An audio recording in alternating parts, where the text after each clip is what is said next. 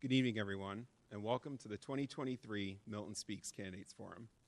I'm Michael Lynch, and I have the pleasure of serving on the Milton Access Television Board of Directors. Tonight, I'm also joined by fellow board members, Ms. Becky Bedera and Ms. Anna Varghese.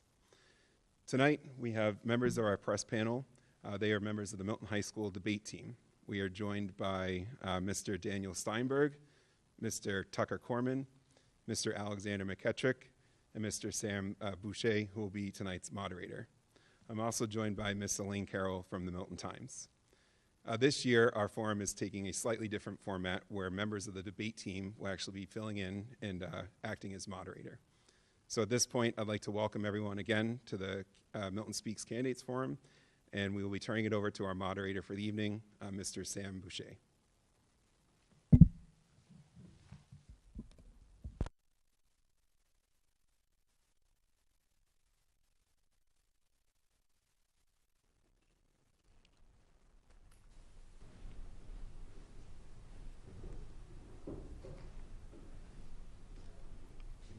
Welcome. First, some housekeeping.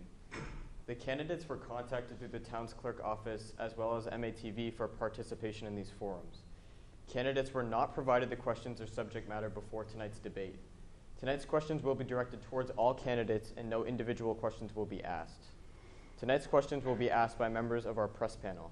We also solicited questions from the public. If you do not hear your question being asked, it may be part of another question or a repeat question from another panel member. The format for tonight's forum. Each candidate will be allowed a 90-second opening statement, and questions of the candidate will then be asked by members of the panel. Each candidate will be allowed a 90-second response to each question. The order for the first question will be alphabetical by last name, and the order will change for each subsequent question. There will be a 1-minute closing statement offered to each candidate, and the order will change randomly. There will be no rebuttals. I will signal when you have 15 seconds remaining to wrap up your answer with a little wave. And I ask that you finish your thoughts and bring your response to close at that time. Please also reference the countdown clock on the TV screen in the studio. Tonight's forum will feature the candidates for Select Board and Town Treasurer. Our Select Board candidates are incumbent Mr. Richard Wells, Dr. George Asher, Dr. Cindy Christensen, Mr. Philip Johanning, and Mr. Benjamin Zoll. For Town Treasurer candidates, we have Mr. Michael Dean and Ms. Johanna McCarthy. Each candidate was asked to submit a brief bio to be read this evening, which I will now do. After each bio, the candidates will read their opening statements, and we will begin with our Select Board candidates, and we will start with Dr. Asher. George Asher is a lifelong Milton resident, having attended the Milton Public Schools and Boston College High School. He's a seasoned institutional investment professional with over 35 years of experience in the analysis and management of fixed income, high yield, venture capital, and equity securities. He chaired the Milton Warren Committee from 2017 to 2022, the longest of any citizen in that position. He and his wife raised 4 daughters and enjoy their 4 grandchildren. He has been active in his avocation as a musician and is the music director at St. Elizabeth's Church. Welcome, Dr. Asher. Thank you. I'm delighted to be here. I thank our viewership for tuning in to this important forum, the members of the Milton High debate team, and my competitors in this election. I am humbled to be in this company of civic-minded individuals and pleased to bring to the voting public my views on how our town is governed, how it can be governed, and the issues that we face.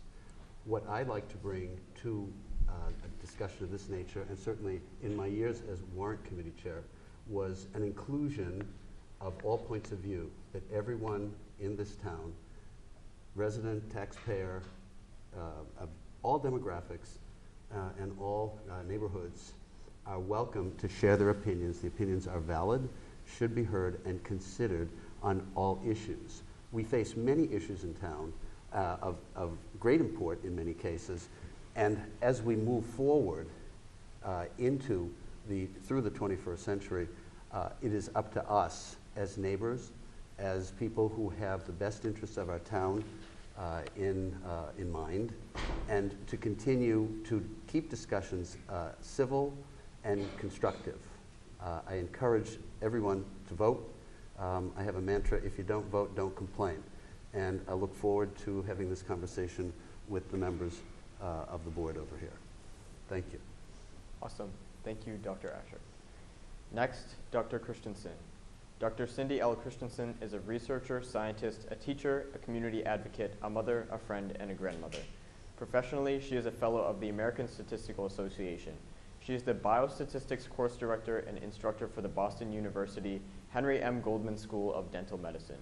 She is a health policy researcher with a PhD in statistics, a master's in statistics, and an undergraduate degree in mathematics, all from the University of Texas at Austin. Dr. Christensen has 25 years of experience on dozens of multidisciplinary healthcare, health policy, and medical studies at Boston University, Harvard Medical School, and Health Services Research Centers of Excellence at the Veteran Affairs. Welcome, Dr. Christensen. Thank you. I'm running a no waste campaign to provide you with an example of how I will approach my responsibilities as your select board member. When you see a yard sign for one of my competitors, please decide to select Cindy for select board. Instead of asking you for campaign donations, I ask that you make a donation to a local charity of choice. If you select Cindy for select board, I will not waste your tax dollars. When you receive dear friend cards and campaign materials from my competitors, please decide to select Cindy for select board. Instead of talking, I believe in doing, and I ask the same of you. Speak up and demand accountability and transparency of your town government. Vote, attend, write, call. If you select Cindy for select board, I also want you to expect these things from me. Instead of wining and dining you at meet and greets, I ask that you spend your time cleaning out your cupboards and making donations to the Milton Food Pantry and the Animal Shelter. If you select Cindy for select board, all residents of Milton will have a voice. I believe in term limits, minority reports, inclusiveness, and accountability. I am independent, I stand up to bullies, and I call out hypocrisies. I'm a researcher, a scientist, a teacher, a community advocate, a mother, a friend, and a grandmother. I'm Cindy Christensen, and I ask for your vote for select board. Thank you, Dr. Christensen. Next, Mr. Joe Henning. Phil Joe Henning and his husband John have lived in the Hillside neighborhood for 14 years. Phil is from suburban Philadelphia, attended Catholic grammar in high school, and he graduated from the Wharton School at the University of Pennsylvania and received an MBA from the Booth School of Business at the University of Chicago. Phil prides himself on careful attention to the bottom line while providing excellent value. Welcome, Mr. Joe Henning. Thank you very much. I feel angry at George because he took my speech, but I concur with everything he said. Important to me is the committee, most important to me is the Committee for Diversity, Equity, and Inclusion in town. And I support the work of Roxanne Musto and Erin Bradley. But more than just, let's say, racial equity, sexual orientation, things like that, I really believe in diversity of thought. And I would like to see more acceptance of the diversity of thought in the town. And so on that, I agree with George 100%. Every person should be heard, must be heard. Everyone must be able to speak their mind so that all points of view can be incorporated into eventual decisions. And I just checked to see what diversity, equity, and inclusion mean. And it means fair treatment and allowing full representation in the community. As I have lived in Milton, I haven't seen that, but I have high hopes for the future. I ask for your vote. Thank you very much. And now, Mr. Wells. Richard Wells Jr. has served on the Milton Select Board for the past 6 years and is currently the senior member. Prior to this, he served on the Milton Police Department for 32 years, the last 9.5 as Chief of Police. Service to others is a central part of Richard's life. He fights hard every day for Milton, our excellent employees, and our citizens. Welcome, Mr. Wells. Thank you. Good evening. Everyone having fun? When I first came into this board 6 years ago, I came to learn very quickly that this is a very difficult job. Milton is a community that has many issues. People want to have very good public schools. They care about having strong public safety, police officers and firefighters. They advocate for the DPW and having their streets plowed and cleaned and cleared and issues with that. And these are very important issues. But our community is like a 100-piece puzzle. It doesn't function, the wheels don't turn unless all of the pieces are in it. And it's a constant challenge to try and keep that puzzle together. Milton is also about our employees. They are the men and women, the teachers, the police officers, the firefighters, our big agencies and our smaller agencies, Parks and Recs, Board of Health, the libraries, the cemetery. All these people that go out each and every day that make this community move forward. They're the ones that do it, not those who set policy. They're the ones that make the quality of life here so important. The other thing that you learn very quickly is life is not easy for everyone here. And agencies such as the Milton Residence Fund and the food pantry and those that are supported by this town are just as important. So if I am reelected, I continue to fight for all those aspects that make Milton this great community that we all call home. Thank you very much. Thank you very much. And finally, Mr. Zoll. Benjamin Zoll was born in Toledo, Ohio, and attended Hamilton College as an undergraduate with a degree in international relations and the University of Washington, where he received an MA in East Asian Studies.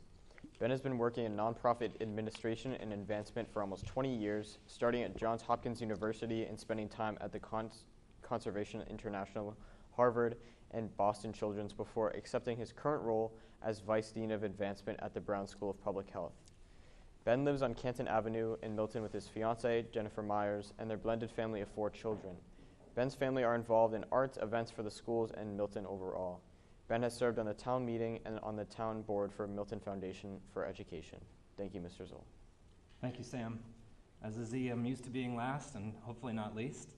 It's a great pleasure to be here with all of these esteemed folks who are all working very hard to represent Milton on the select board.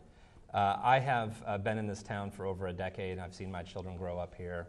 I moved here from Singapore, and I can't think of a better place that I could have picked, from the schools to the very warm and vibrant community that has welcomed us here.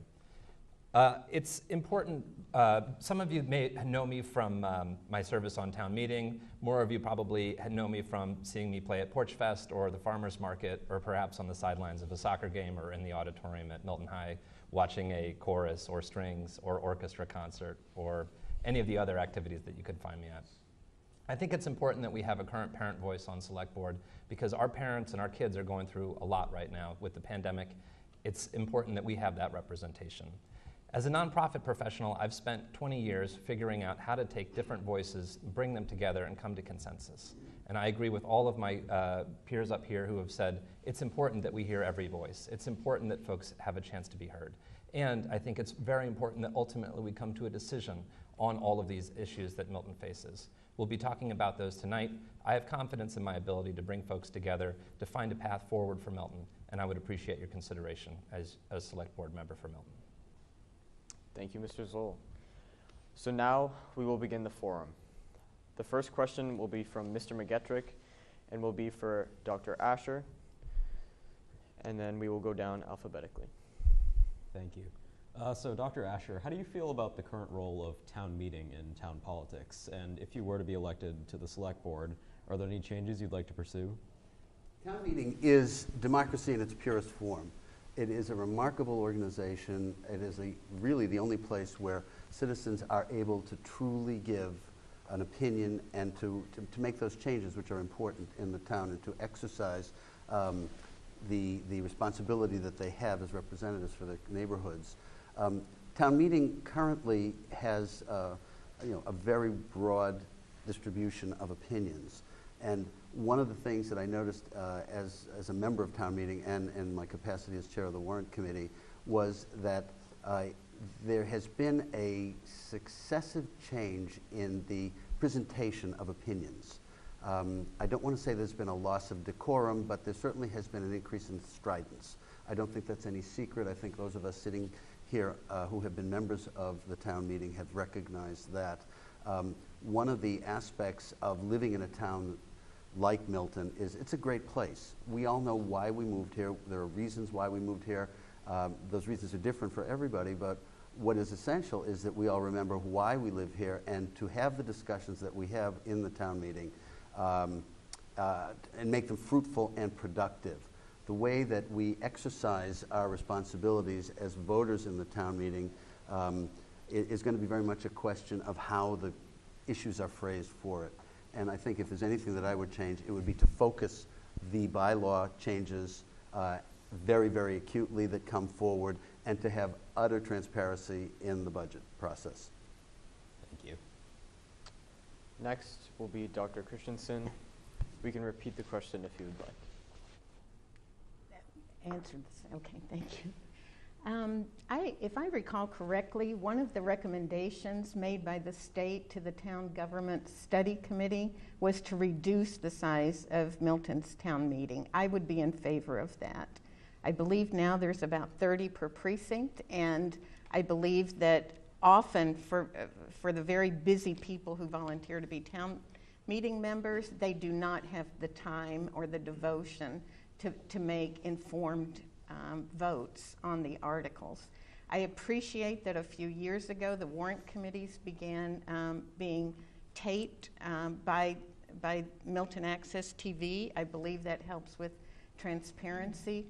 I do feel that it continues to be a problem for town meeting members who are trying to get information from the town to get that information before making their vote. And I believe that Milton has some room to grow in that respect. I have had frustration with that myself as a town meeting member.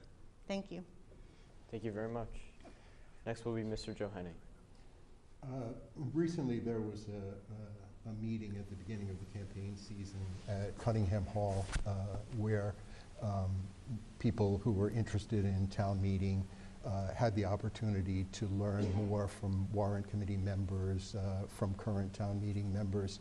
And one of the interesting things that I heard there was that people felt that their town meeting members, they didn't know how to contact them, how to interact with them, speak with them, communicate the issues important to them. And my own experience has been the same. When I first arrived in Milton, we tried to speak with town meeting members. We didn't get calls back.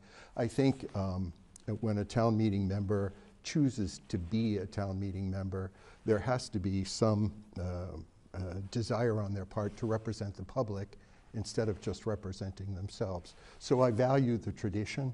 I would like to see more representation of the community at large. Thank you very much. Next will be Mr. Wells. Thank you. Well, Mr. McGetrick, I think in answer to your question, I think if you asked most town meeting members on night 1 of the annual town meeting versus night 5 of an annual town meeting, you will get a distinctly different answer. Town meeting is Dr. Asher said, it is the purest form of government. It can sometimes be frustrating because it goes on, it's differing opinions. I've sat through many. I will say to you that many of the positives in this community are products of town meeting. This building that you're sitting in tonight, this studio, this equipment, the high school, all the schools are products of the vote, a positive vote of the town meeting, of the elected town meetings in Milton. The new fire stations that are being built in this town are a product of the town meeting of this town. Many of the positive things that have happened, the new CPA, the Community Preservation Act, is a product of a positive vote of town meeting. So it can be frustrating because government is hard. It moves, as I said, when I first got here, you think, oh, like, we're going to do this like fairy dust. We spread it around and we get an answer. It's very hard to get positive accomplishments, but town meeting in this community, while it's changed in many times, even in its format, it used to be on Saturday all day long, and you didn't go home until it was over, no matter what time it was. There are many positive things that come out of town meeting, and I appreciate that, and I appreciate all the town meeting members who sit here now and all those past town meetings who historically have contributed so much to their community. Thank you, Mr. Wells. Next will be Mr. Zoll. Thank you. Thanks, Alex, for the question. I agree with much of what's been said already. I agree 100% with Dr. Asher. The town meeting is really a democracy in its purest form. I think that there's been some great progress and some reforms in town meeting over the last couple of years. I'm really delighted that they're moving to an electronic vote system. I think that's really helpful. I would love to see that continue to provide a little bit more transparency. The attendance records for town meeting, for example, are often not updated as quickly as they could be, and I think folks deserve to know whether the folks that they've voted for are actually showing up to do the work that they've been elected to do. I know that when I served on town meeting, as a Zoll, I got to go all the way down to the end of the form to sign my name, and there were more blank spaces, I think, than I hoped that there would be. A couple of other thoughts on this. I think, again, Dr. Asher is right about the sort of rise in rhetoric at town meeting, and I think that really, I think that kind of comes from the top a bit. I applied to be on the warrant committee last year, and I was told that there were a proportion of Democrats, Republicans, and independents that would be allowed, and so we were kind of already setting up a political quota system for the warrant committee. And of course, the warrant committee is what's providing the town meeting with their guidance. So I think we need to really take politics out of the warrant committee, and I think we should take it out of town meeting. If we really want to have these civil discussions, let's focus on the issues at hand. They're not Washington, D.C. issues, they're Milton issues. And I know the town meeting members of Milton are ready to tackle those issues, and that's why they're there. And I think that they're doing, for the most part, a fantastic job, as Mr. Wells has said. Thank you. The next question will be from Ms. Carroll and will be for Dr. Christensen. How do you think the town should address the school building committee's request to use the land on Guile Road to reduce overcrowding in the schools? Well, first of all, being a statistician and loving to get deep into the details, I've done my own analysis using, I believe it's called NSDAT data, and I agree with the state that at this time, Milton is not in need of an additional school. Saying that first. Secondly, I'm against the land swap. I believe that as a town we have to be true to the intent of the donor, and I also believe that it's not a fair swap. I hope I answered the question. Okay, thank you.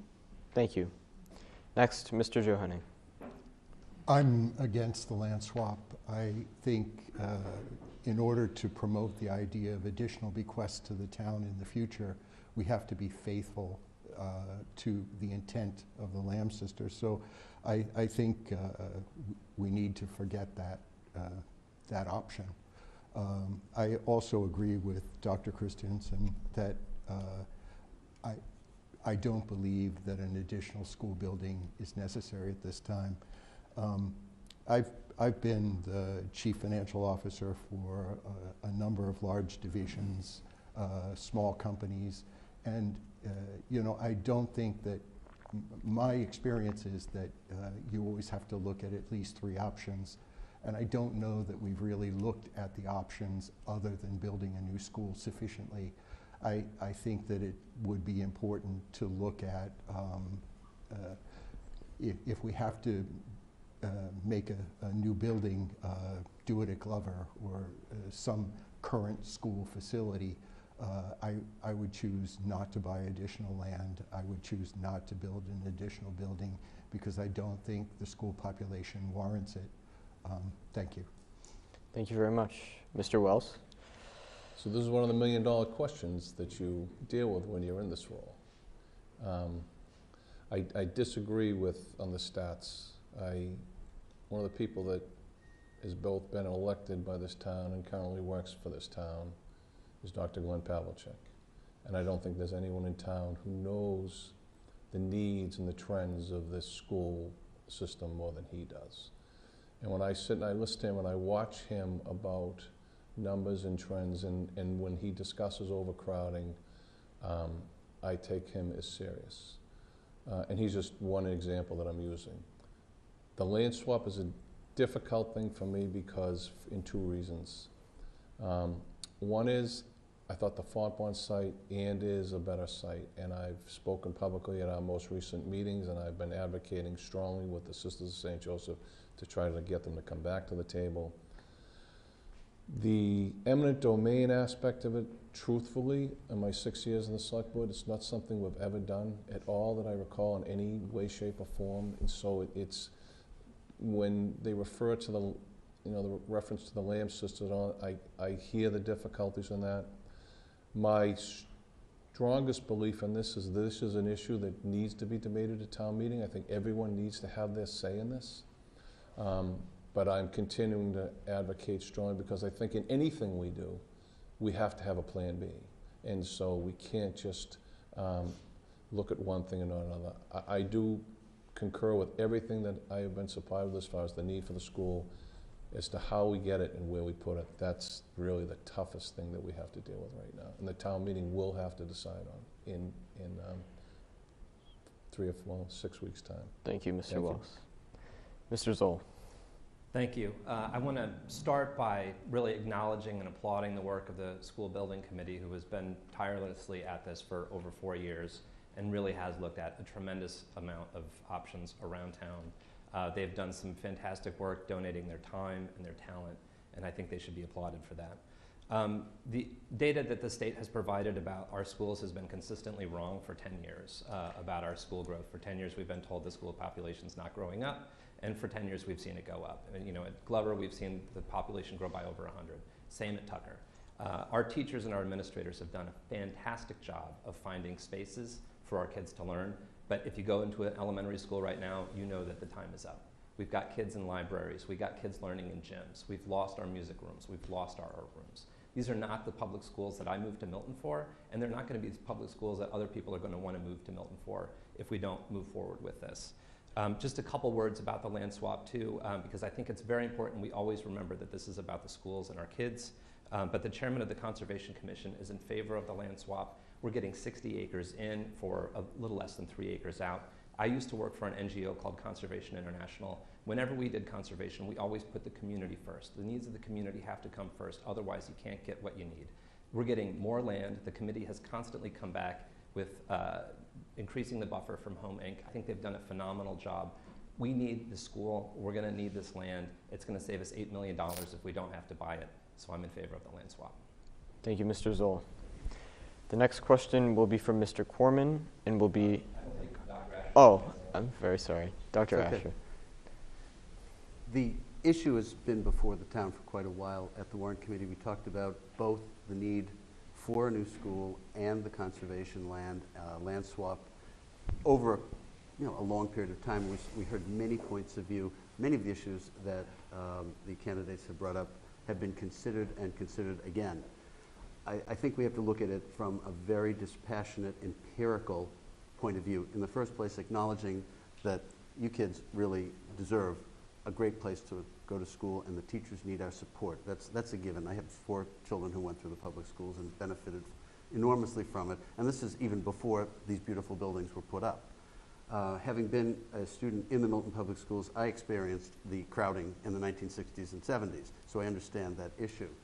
I think as we move forward, though, we have to listen to the voices of the community and the town and look at options, as many options as we can to make use of the facilities we have and to work with all constituents, students, teachers, parents, the teachers union, the administration of the schools, and other members of the community to come up with the right solution. I don't have an answer whether we need a new school or not. I've seen the numbers. But the simple fact that the intent of the Lamb Sisters was to maintain the conservation land as pristine is something that we really have to look at long and hard before we decide to violate that. Thank you, Dr. Asher. Now the next question will be for Mr. Corman, for Mr. Johan. Thank you, Sam. Considering its recent developments in the past couple of years, what is your position on turfing the lower field at the high school? I had some questions about this while I was getting signatures on my nomination papers, and it appears to me that the majority of the people with whom I spoke are against it. I think natural grass is the way to go. That's the way it was when I was a kid. Nothing much has changed. If I fell down on a turf field, I don't think I'd like it. Falling down on grass is considerably different. I prefer the natural medium. Maybe it costs more to maintain, so be it. That's all I have to say on it. Thank you, Mr. Johanning. Mr. Wells. Well, this could be a long one because I've probably been to 25 meetings on this issue. I've followed it very closely. I have immense respect for Park and Rec Director Kevin Chisholm and all the work they've done, all the work the coaches and so many have done on this. I also chair the Capital Committee, which is major infrastructure improvements. We looked at the possibility of grass. I've listened to multiple experts who said the grass just will not work there with the grade and the line of it. We already have one, Brooks Field, which has been highly successful. It's in its second generation. Curry, Milton Academy, both have turf fields. You know, I've heard the negative side, but the positives truly outweigh it, and the ones that really influence me the most are the students who will play in that field and the coaches who will coach in that field. Every coach, from soccer to football to the athletic director in the school to the gym teachers, everyone has advocated on why there should be a turf field. Every place I have looked, in every community, they have turf fields of this nature. And if a turf field is good enough for Tom Brady, then it has to be good enough for the students of this town. And so I will continue to support that field. Thank you, Mr. Wells. Mr. Zoll. I thought Richard was going to say he's been to 50 soccer games. Well, I have been to a ton of soccer games and other games, and I have to agree 100% with Richard on this. I think if you go to another town, their fields are turf. The parents of kids right now who are playing soccer can tell you almost every away game that you have, you're going to have a better field than you have when you're here at Milton. You know, I have fallen down myself as an amateur player on some of our grass fields, and it is not comfortable. They are often barren. They're often rock strewn. We have their goose droppings. They're just not in great shape. So I'm 100% in favor of a turf field. I think if the coaches are saying this, if the other communities have done this, it's really the right move for Milton. I think it's a no-brainer, and I think, you know, also in terms of like the maintenance and the overall costs, it's going to make a lot of sense for us. And frankly, it also keeps our kids safer. Falling down on turf is a little safer than falling down on natural grass, and I'm 100% in favor of that. Thank you, Mr. Zoll. Dr. Asher. I feel like I'm conducting my choir at St. Elizabeth's. We're all in harmony on this subject. Well, we can try that later if you want. But I think generally speaking, again, I defer to the coaches and the professionals on this one. I don't have much to add other than to saying I think it is the proper thing to do at this juncture. The offset is that it's always nice to have anything natural. You know, if we're going to look at green and being green, conservation tells us we should be using natural elements that will emit oxygen and consume carbon dioxide. But in this case, I would defer to the judgment of the coaches and the recommendation that exists already. Thank you, Dr. Asher. All Dr. yours. Christensen. Yeah. So, you wanted a different answer. You're going to get one now. As I mentioned, I'm doing a no waste campaign, so that should tell you what my answer to this will be. As a public health researcher, I'm extremely concerned about the amount of exposure, particularly the amount of exposure to PFASs in growing minds and bodies. I think that we, in our society, we often go for convenience over public health. As you probably know, I do a lot of work with aviation noise and pollution, and this is another area of pollution that we are not paying attention to here in Milton, where the planes are under 3,000 feet and on arrivals, and the pollution is known to fall towards the ground in that situation. So we are already, with the highway going through town, with all the backed up traffic, we are already exposing our children in this town to excessive amounts of pollution, and we should not purposely expose them to more. So I am against the artificial turf. I think that we would regret it. It will be one of these things that Milton looks back on and says, who made this poor decision? Thank you, Dr. Christensen. I think George wasn't listening to me. I didn't agree to it. Well, there's always a dissonant note in every choir. No, there are two dissonant notes. Okay, our next question will be from Ms. Carroll and will be for Mr. Wells.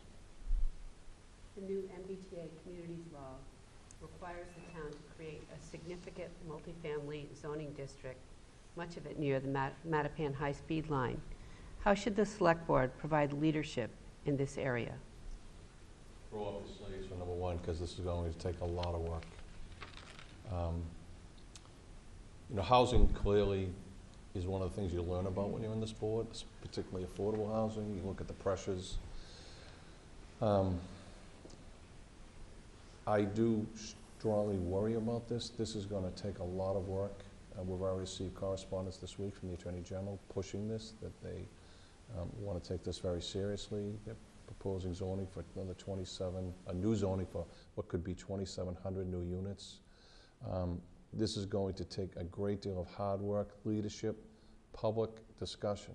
I mean, this is something that's going to have public discussion as to how this is going to be approached and if we're going to fight this at all. And I don't know if we'll be able to fight it immediately. I think we're going to have to sit back and look at it. This is because this just started. This is brand new, and this was handed off from the Baker administration to the Healy administration. This is something we're really going to have to put a lot of thought and effort into it, and whatever we do, we really have to look at the best image. The prior question you asked about the school, we look at the difficulty they have trying to find a school.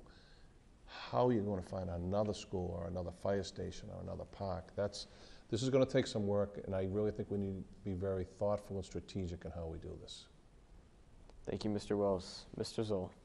Thank you. I agree with Richard that the Attorney General has sent a very strong signal that the Commonwealth will pursue legal action against towns that are out of compliance with this, and they've suggested that other parties are standing by to do just the same.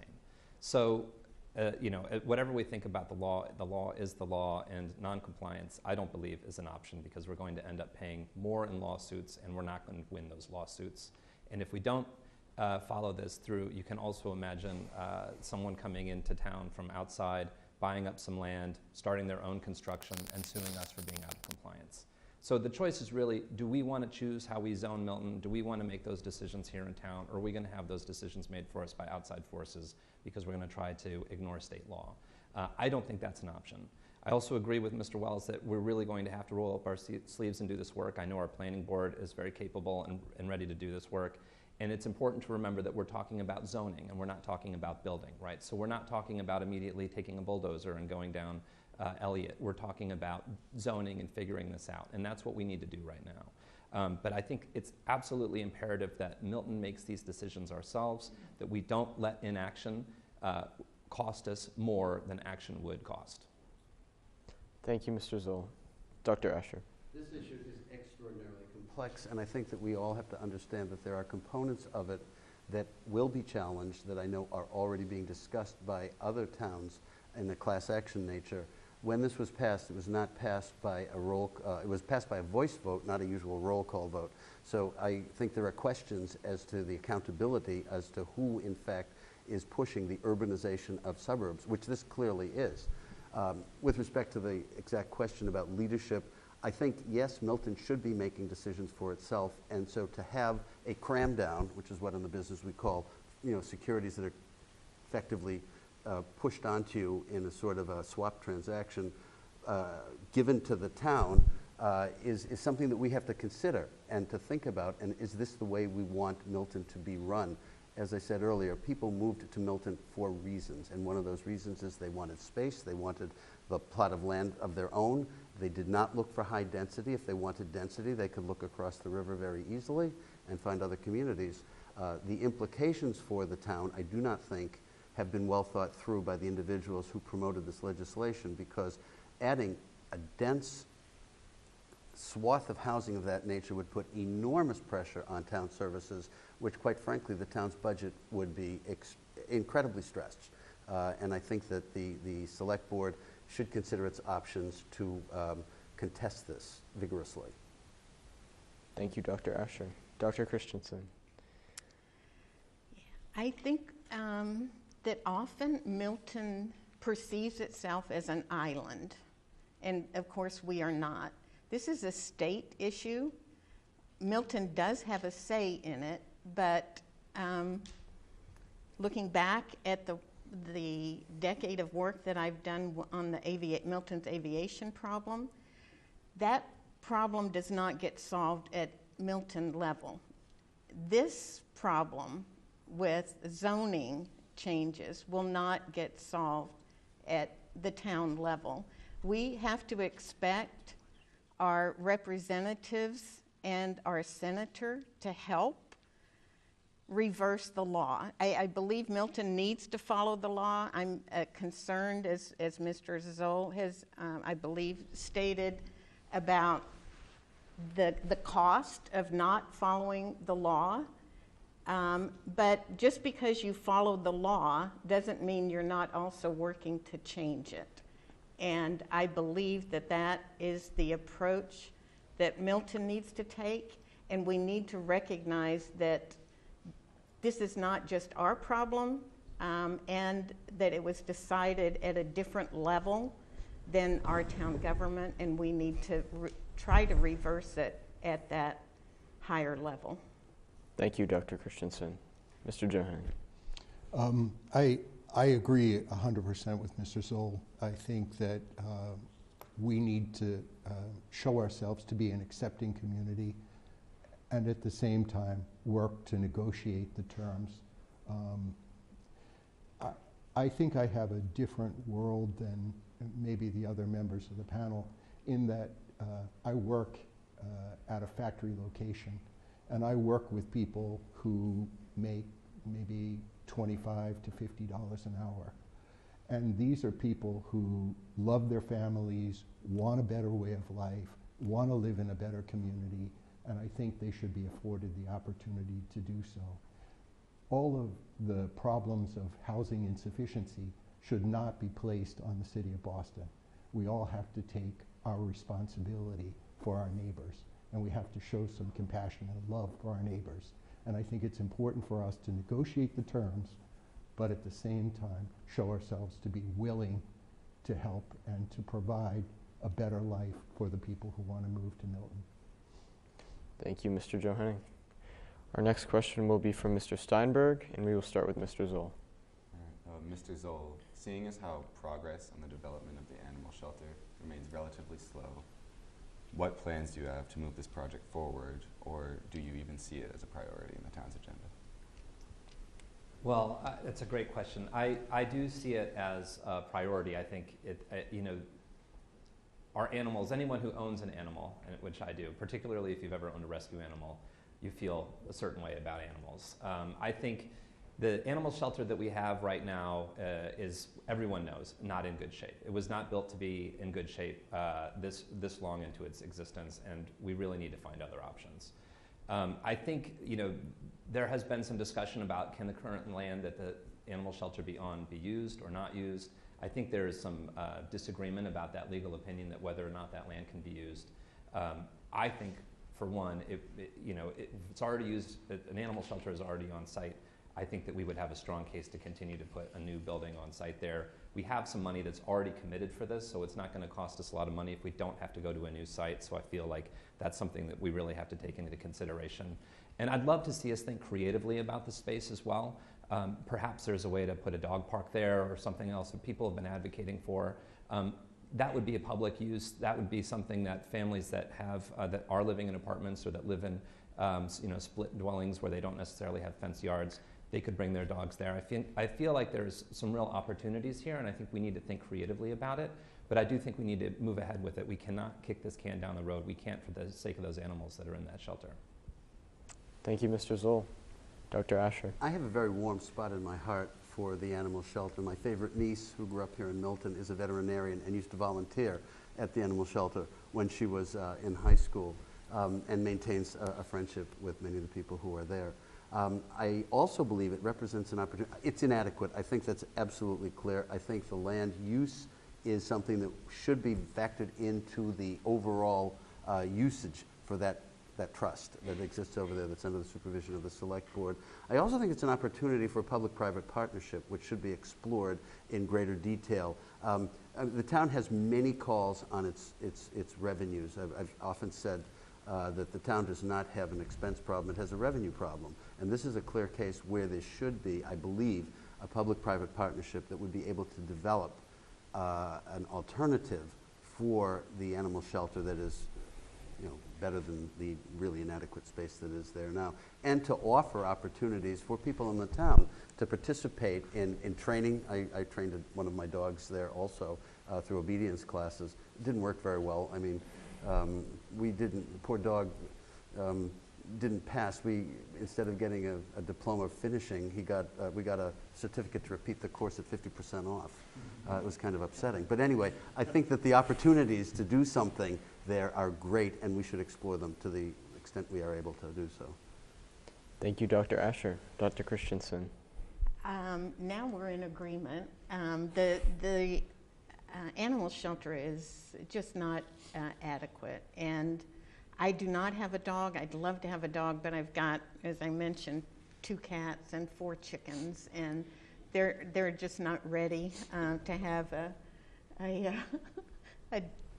I did just get I call him my grand puppy, my grandson's dog. I love the idea of a dog park. I moved here from Brookline, and they had several dog parks that worked very well.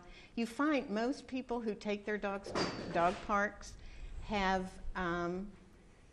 they're very responsible as far as dog waste goes. You don't have to, bless you. Sorry.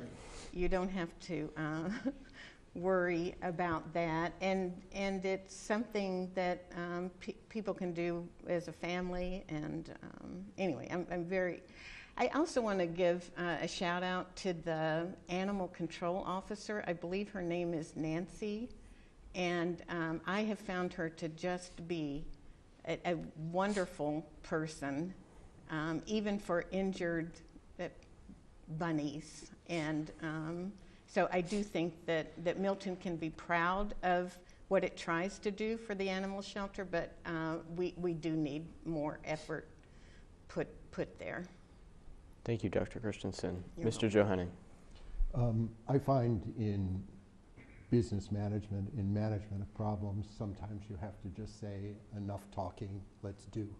And putting down a timeline, putting down decisions that would lead to the termination of the project, the successful termination of the project, it's just an important thing to do. I think this particular project has been talked to death, and it's time just to say, we're going to do it and lay out the timeline.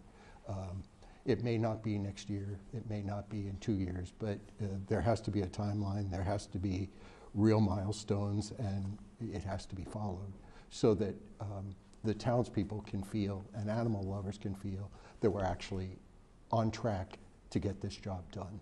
And I think the lack of a timeline, the lack of milestones, the lack of progress is just a frustration for the town. I think also, I hadn't thought of it before, but the idea of a dog park is fantastic. I lived right near one of the dog parks in Quincy. It was a great place for people to gather. I think that's a real plus for a community. Thank you very much, Mr. Johanning. Mr. Wells. So I'm going to ask a hard question. I hope it doesn't embarrass anyone. I'm going to ask everyone in this room that's been at the Milton Animal Shelter in the last 6 months to raise their hand. I donated to it. Anyone who goes there, who has been there, would see that the situation that Nancy Bassani, the animal control officer, and the volunteer staff work under and have continued to work under for more years than I can count is inhuman. For full disclosure, I sit on a foundation in this town. It's a privilege in my life, something that I never thought I'd be part of. It's contributed to many things in this community, and before I was even on this board 6 years ago, the foundation committed $2.5 million to build that shelter in a partnership with the town. But that partnership just hasn't worked out. Dr. Asher is correct, and every person here who said anything about love of animals and care of animals is 100% true. No animal should have to live there, and no animal should have to live in that shelter, whether it's a bunny, a German Shepherd, a poodle, or a stray cat. So I am happy to say that there is a new donor who has come forward, I've put in touch with the Milton Animal League Council this week, who would like to help to get this done. And they've come through anonymously, and I'm very hopeful that this can happen, because as Mr. Zoll said that shelter has existed there for 42 years. 42 years it has been there. If we can't figure out a way to purchase an acre of land to build a new shelter for all the animals that that shelter serves, it's not just our homes, it's everything in the Blue Hills. It's raccoons, it's owls, it's bunnies, it's so many things that they service and take care of. Thank you, Mr. It's Wells. shame on us if we don't get this done. So I know I was a little winded on that, but this is something I'm very passionate about and that we need to get done sooner versus later. Thank you. Our next question will be from Mr. McGetrick and for Dr. Asher. Thank you. So Dr. Asher, do you think there's anything that we can do on the town level about our ever-present airplane noise and pollution issue? And if so, what kind of action would you like to pursue? That's a fabulous question. I almost feel like deferring to Dr. Christensen on that one because she has carried the ball on this one for so many years in a very impressive fashion. I think that identifying the problem is terrifically important on a local level. Honestly, there are things that individuals can do probably better than an oversight from a community government.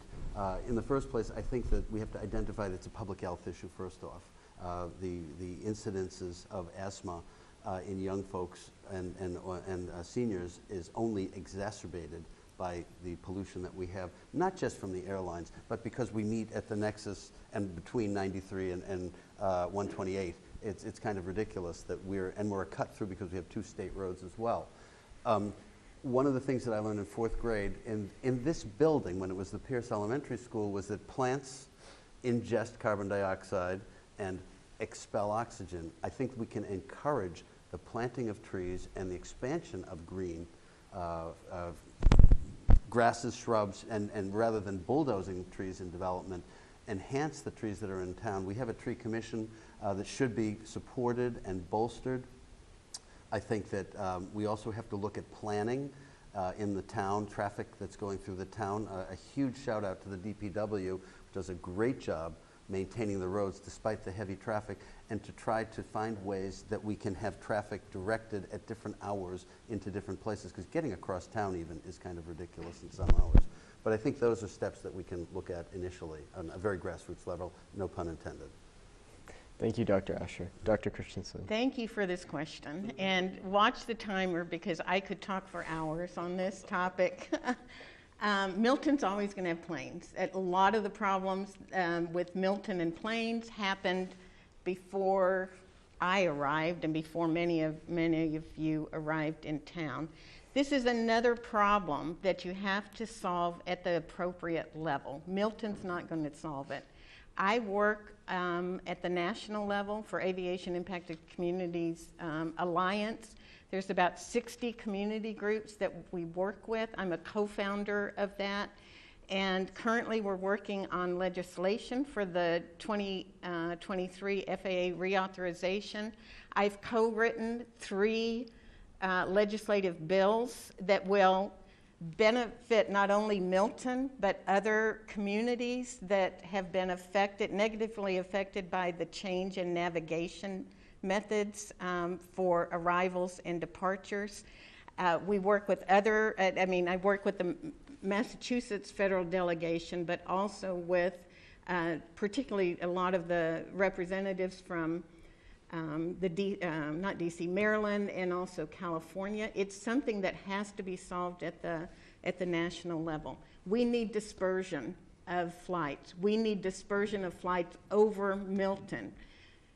East Milton gets 160 planes per day on average. The west side of Milton gets 18. That's not dispersion. Thank you.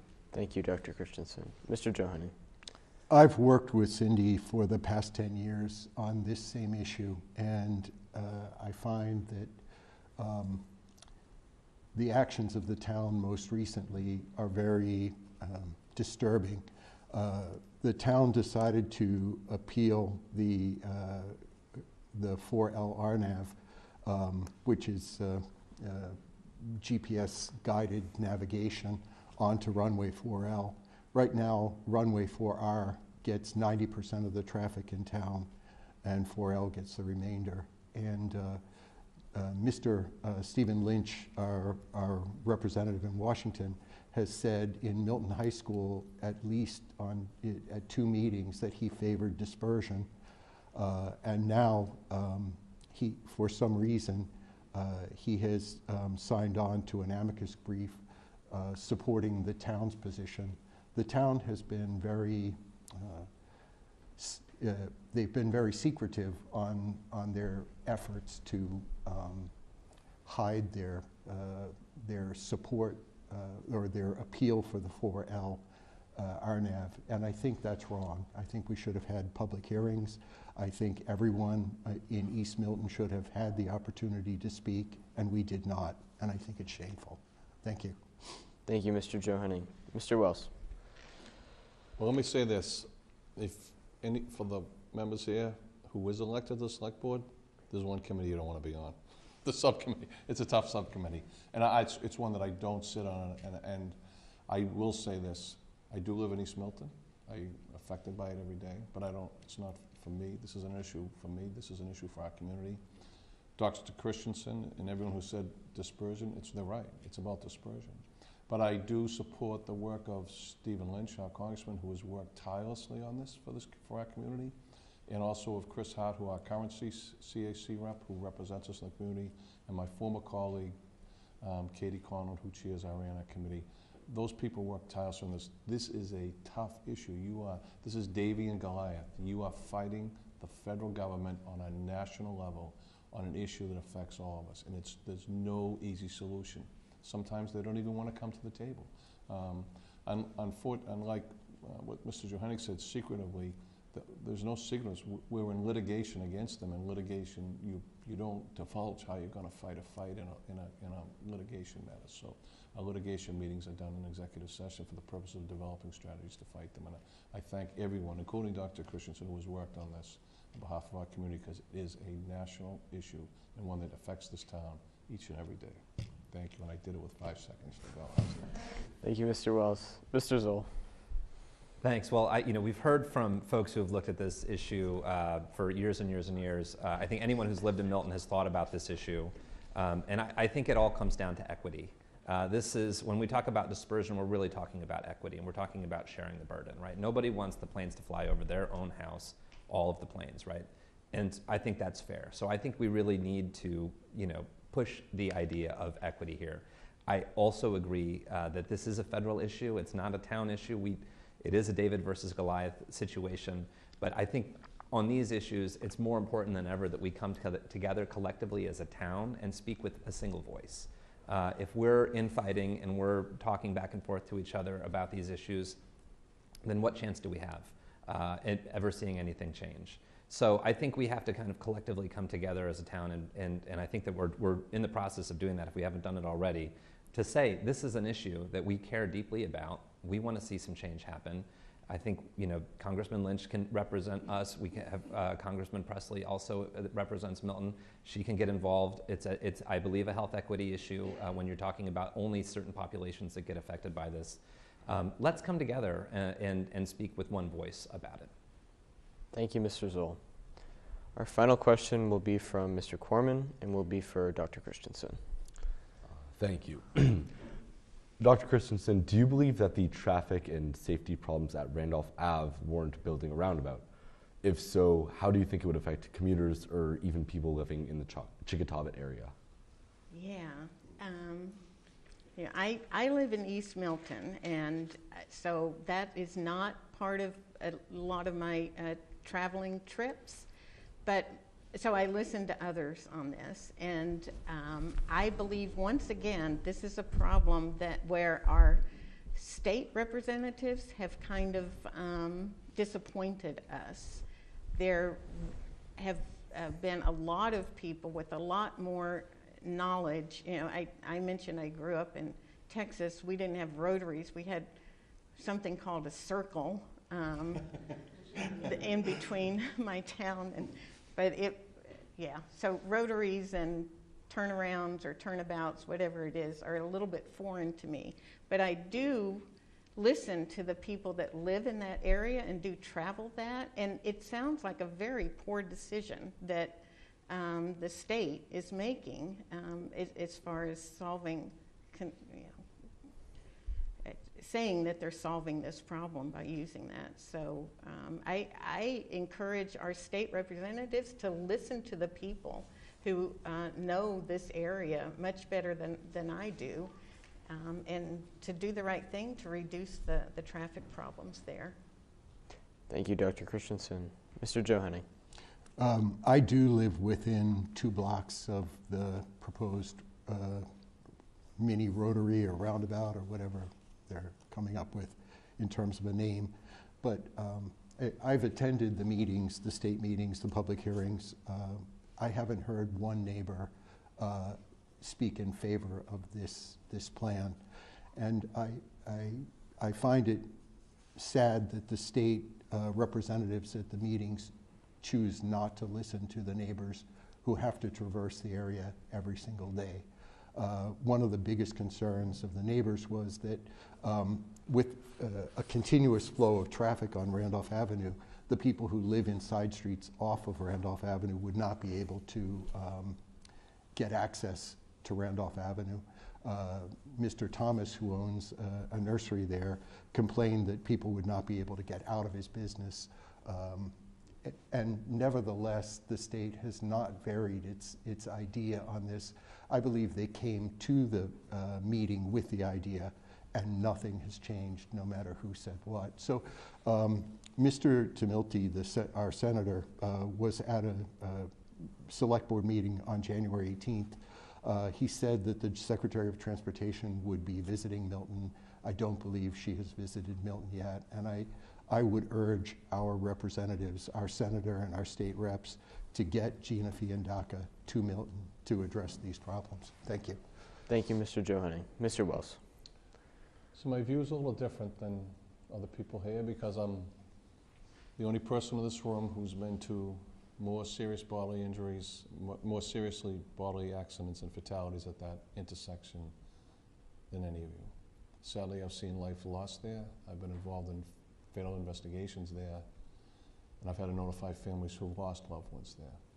And when you look back, why did the state come to us with this? They came to us because we petitioned them because it's in the top 10 worst intersections in the state, most dangerous.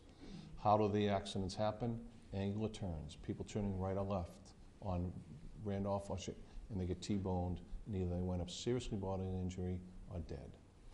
I'll be honest, I was in the room when the state first came to us, and there were a series of meetings. And when they first suggested a roundabout, which is what it's called, I was like, I'm like, what? I literally, Mike Dennehy, the town administrator, and I were like, we couldn't understand it. But then my dear colleague, Melinda Collins, started to research a little bit. Roundabouts are one of the safest things in the United States of America. In 2020 alone, there were 14,000 installed across cities and towns of this country. I understand that's why they wanted to do it.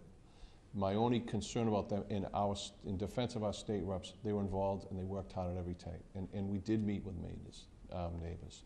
The one thing I've asked is that they move the roundabout, because they are going to do it, that they move it farther south, so it's closer to Randolph, so that the intersection is less impacted.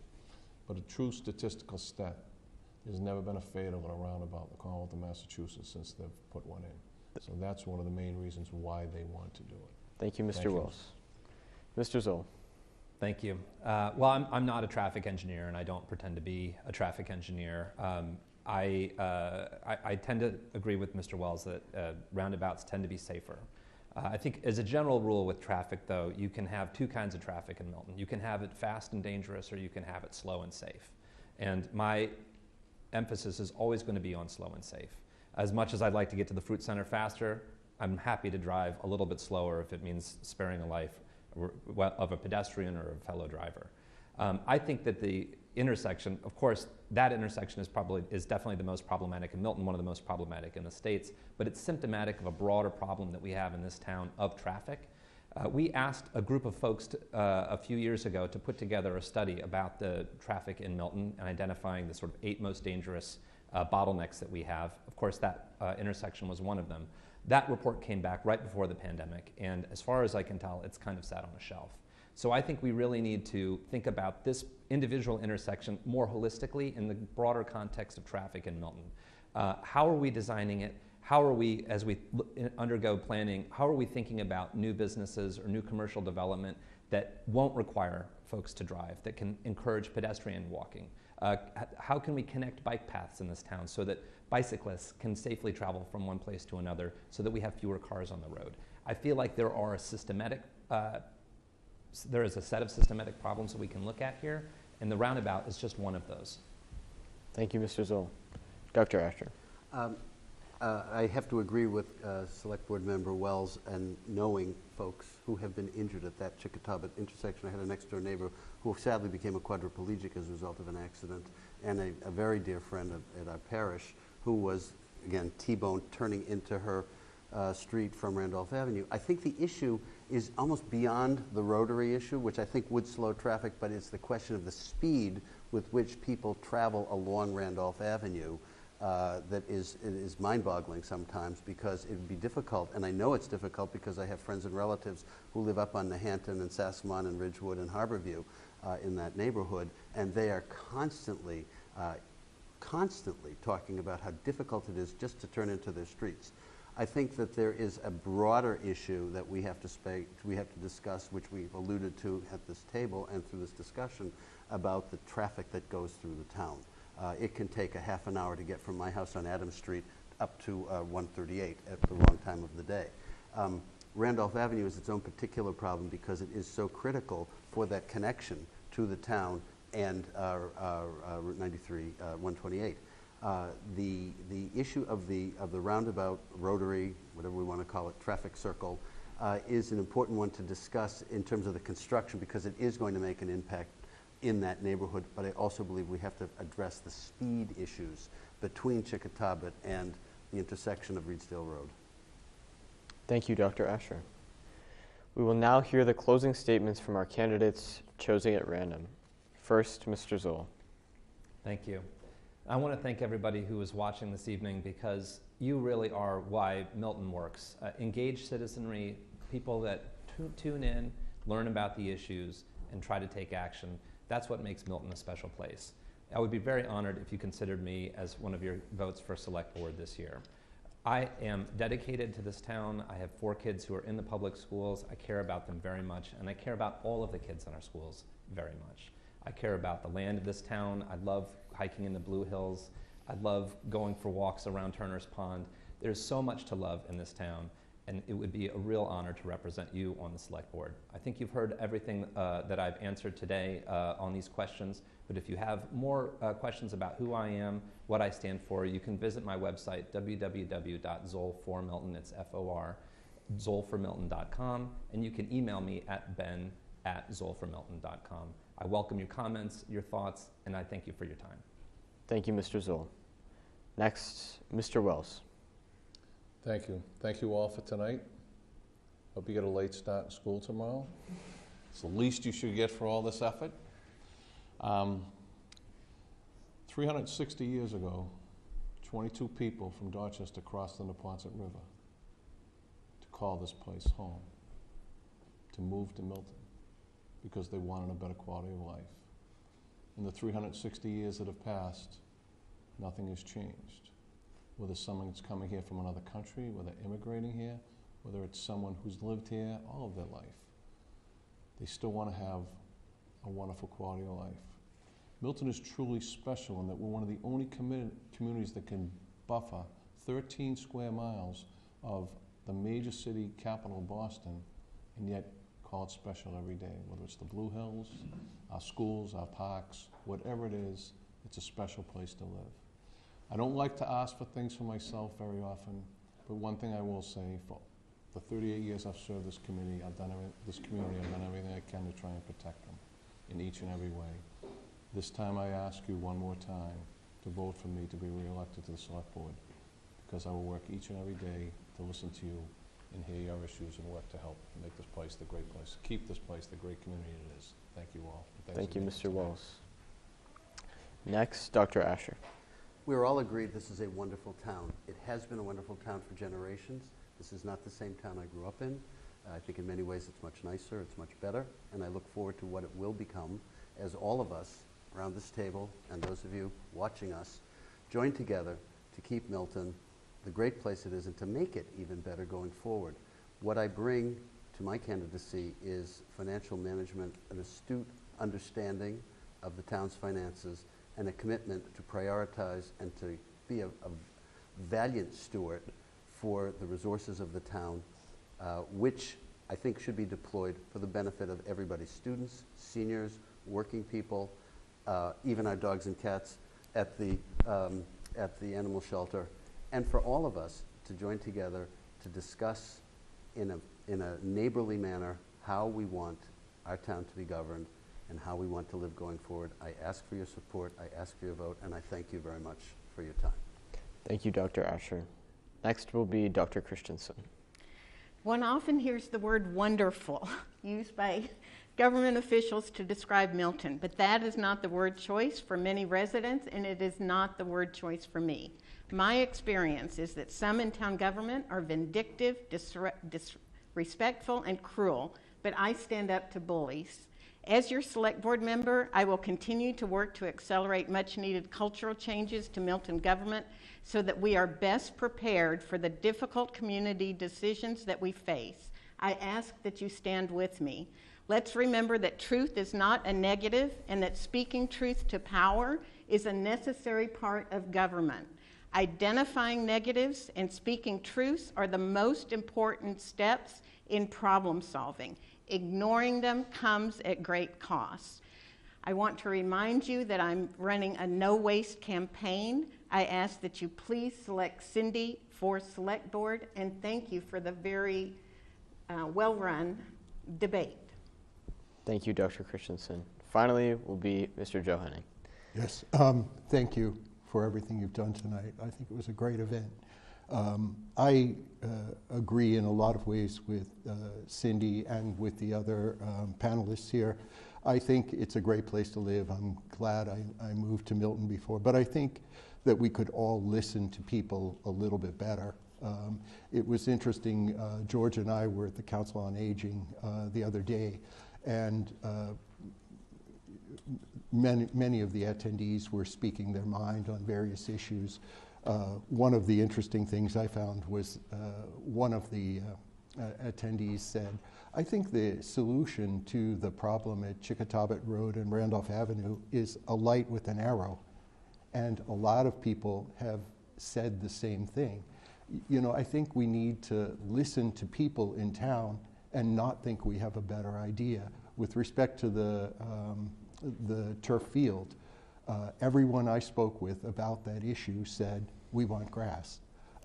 And I think we should listen to people and say, yes, that's what we need to do.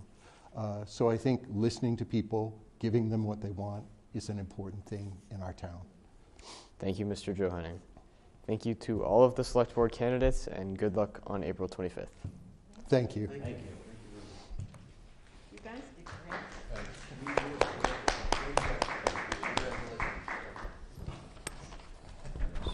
Should I unplug myself?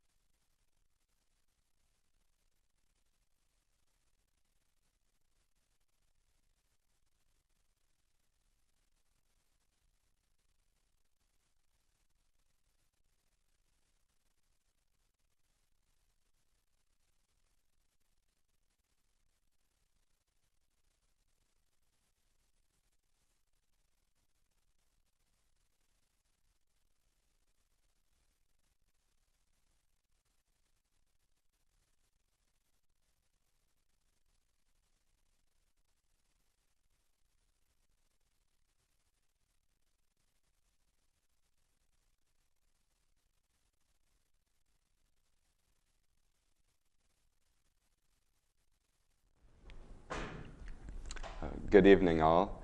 My name is Daniel Steinberg, and I will be moderating the forum for Town Treasurer. We will now hear from the Town Treasurer candidates. Invites were extended to all candidates, and only Ms. McCarthy responded. Milton Access TV has been notified via the Town Clerk's office that Ms. Martin has withdrawn from the race. Johanna McCarthy has nearly 2 decades of experience in accounting and finance in Boston's financial services and investment management industries. Johanna is a Milton Public Schools parent, an active community volunteer with particular interest in education and healthcare, and a graduate of the University of Notre Dame. Welcome, Ms. McCarthy, and you are welcome to read your opening statement at this time. Great, thanks, Dan. Hi, everyone. I'm Joanna McCarthy, and I'm running for Milton Town Treasurer. First, thank you to Milton Access TV for hosting this forum tonight, and for the participation from this great panel, moderating and asking really important questions. I think it's a great opportunity to introduce local election candidates to our community. I've enjoyed the time spent already this evening learning more about our candidates for Select Board. So I have 4 quick things to tell you. One, I have, as Dan mentioned, nearly 2 decades of experience in accounting and finance in Boston's financial services and investment management industries. I graduated with a bachelor's degree in accounting from the University of Notre Dame. I spent a short amount of time on the audit staff of a large public accounting firm. I then worked for a small private equity arm of a tax consulting business, performing lots of various finance and accounting work. Most recently, I worked for a $30 billion investment management firm in Boston, holding various roles in accounting, valuation and pricing, financial reporting, and overseeing the management company of the business. I have led teams, managed employees and functions, implemented software solutions and workflow improvements, and written control policies and procedures. Relevant to this treasurer position, I've been responsible for functions such as payroll, cash management, liquidity analysis, reconciliation work, and vendor diligence. I'm confident that my background, education, and experience will allow me to succeed in the role as this town's treasurer. So a little bit about me. I'm a wife, a mom, a stepmom. I took a break from the workforce 5 years ago after the birth of my son. I'm an enthusiastic community volunteer. I'm a Milton Public Schools parent. I'm a member of Milton's CPAC board. I'm a town meeting member from Precinct 9. I believe in the I believe in the importance of local government, of voting, of participating. And with particular focus on the job of treasurer, I'm pragmatic, objective, reasonable, and responsible.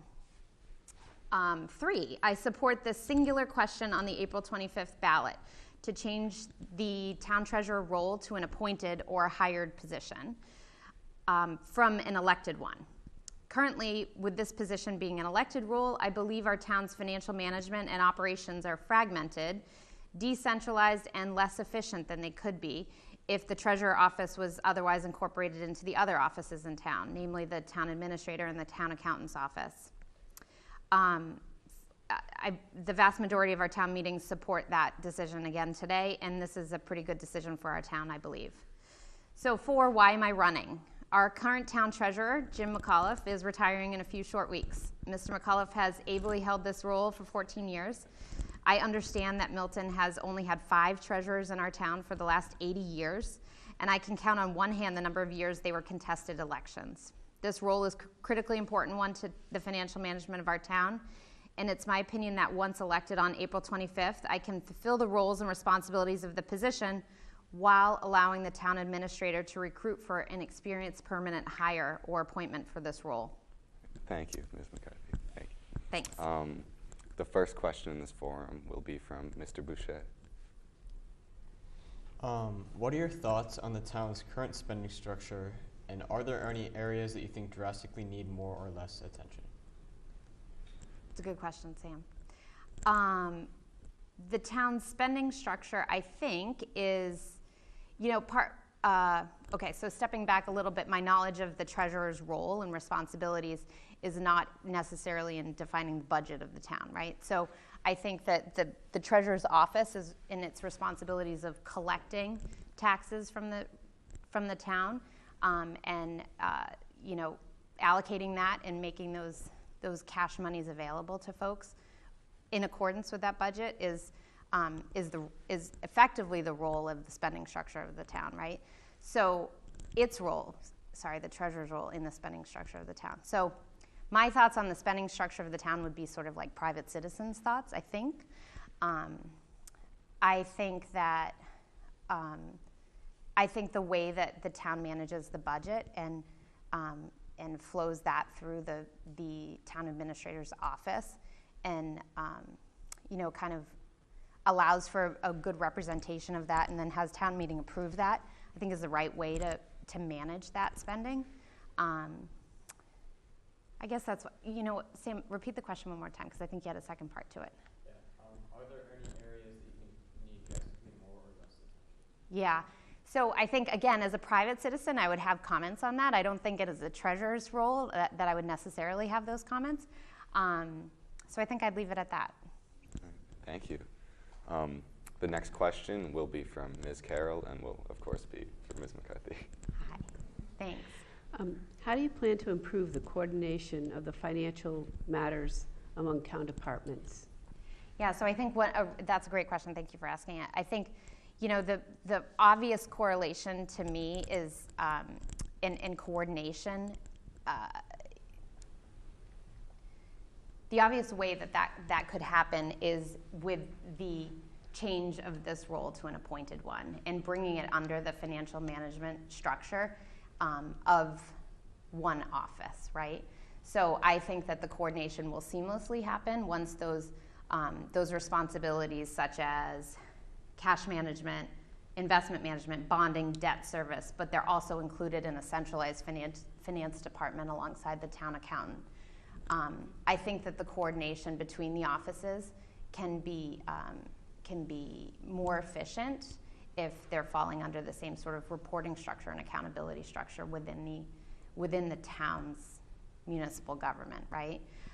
That said, I think that there are things that I can do, like I mentioned, and I can talk a little bit more when I wrap up here, but I do think that, when I'm elected into this role, there's certain experience that I can bring to it where I could make some efficiency improvements. My understanding, I've had some conversations with Mr. McAuliffe, and the town is looking to implement some new software solutions. Those are things that I've had experience with, and I can help coordinate. I think that there's probably some strategic efficiency improvements like that, workflow process stuff that I could kind of take a peek at. Like I said, I've also done a lot of vendor diligence in the past. Our town uses advisors. Sorry, I know I'll wrap up. Our town uses advisors, financial advisors and consultants with a lot of the work around bonding and investment management, and that's kind of something I think I can help out with. Thank you. And Ms. McCarthy, you are welcome to make a closing statement at Thanks, this Dan. time. All right.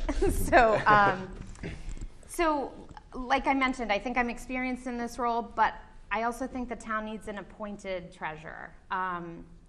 I do think, just a couple statistics that I found in some of my research about this role. Most towns of our size have converted the elected treasurer position to an appointed one. Only 8% of municipalities with a population greater than 10,000 have had an elected treasurer or still have an elected treasurer. And over 85% of all towns in the Commonwealth have appointed treasurers. So the Thoughtful Town Government Study Committee recommended this change back in 2018. Again, the vast majority of our town meeting members support it today. I think it's a good decision for our town. That said, I do think this role is a critically important one to our town. I can fulfill the roles and responsibilities of the position while allowing our town administrator to recruit for an experienced permanent hire. As I mentioned, I'm experienced in financial services, but I don't have specific municipal government experience. I'm confident I could fulfill the treasurer's very cyclical job requirements, navigate our town's relationships with advisors and consultants, but I'm not certified in this work. There are certification processes for those in municipal government holding treasurer and collector roles, and municipal government is not on my resume. I think the right thing for this town is to have an appointed treasurer. So in sum, I'd like to be bold and ask our community for 2 votes from the town on April 25th. 1, please say yes to the question on the ballot to responsibly make this an appointed role for our town. And 2, elect me as town treasurer to step into the role on April 26th and until the appointed one is on board. So thanks very much. Thank you. Thank you to all the candidates for participating in tonight's forum, including the select board candidate. Thank you to Ms. Carroll and Mr. Boucher, Mr. McGettrick and Mr. Corman for their excellent, thought-out questions and being with us tonight. And finally, thank you to the staff at Milton Access TV, Tom Pilla, Ted Omo, Brendan Primo, Sean Doyle, Jason Flanagan, Michael Ouellette, who are under the direction of Shane Brandenburg. Our next forum will be Tuesday, April 11th, for candidates for school committee and planning boards. That forum will be broadcasting live, being at 7 p.m. on Comcast Channel 8. I'd like to remind everyone that the annual town election is scheduled for April 25th. Tune in to Comcast Channel 8 on Tuesday, April 25th at 8 p.m. for live election results. Thank you again to all the candidates for participating tonight, and thank you to the viewers at home for watching. Have a pleasant evening.